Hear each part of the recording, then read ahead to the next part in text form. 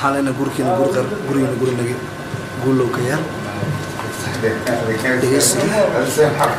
شو شو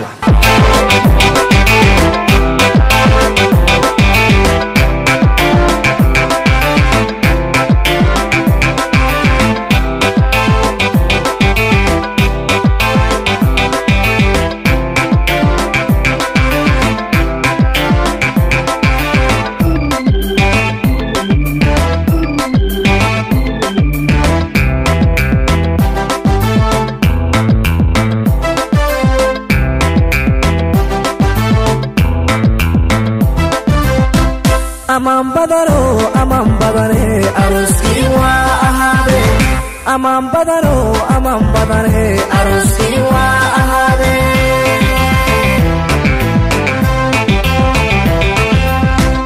amam badare aruski wa ahade amam badare aruski wa ahade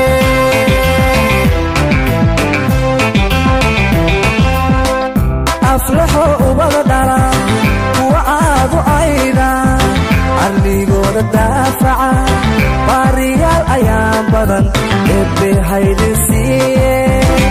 أمام بدروا أرسكي وأهادي أمام بدروا أرسكي وأهادي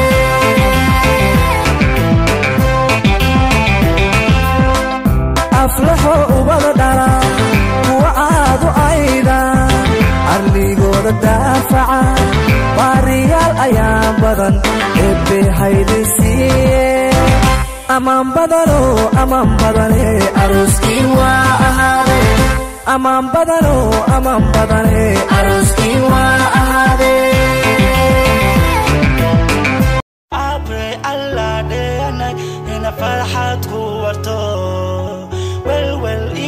والبحر إنه على كدوره Allo Ida my wife واحد مسيتي my life إله بانكو شغورنا Oh easy a good wife Allo my wife you are my life being with you باي فرحة ما شاء الله you محور العين فرحة بانا ما هني سكين حضناها لها سيلفون وحقاها لها جاجا لانتانا وادي من لها نلشيدا نقلي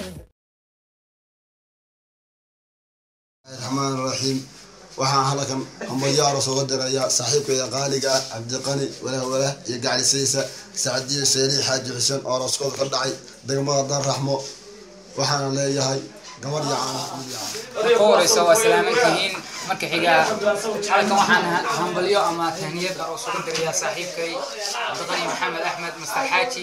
iyo marwadiisa Saadiyo Sheeri kuwaasi oo xalayto habeennimadii ku aqal galay degmadaasi Dongoroyo waxaan leeyahay saaxiib macaan noqda kuwii isku waara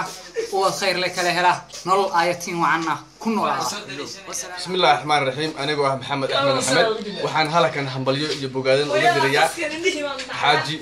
Cabdiqani Maxamed Axmed iyo marwadiisa Saadiyo Sheeri oo xalay arooskooda ka dhacay degmada Dongoroyo waxaan leeyahay wiil yacaan gabar yacaan anigu ah Cabdiraxmaan Cabdiqaadir Shube waxaan halkan hambalyo ugu diraya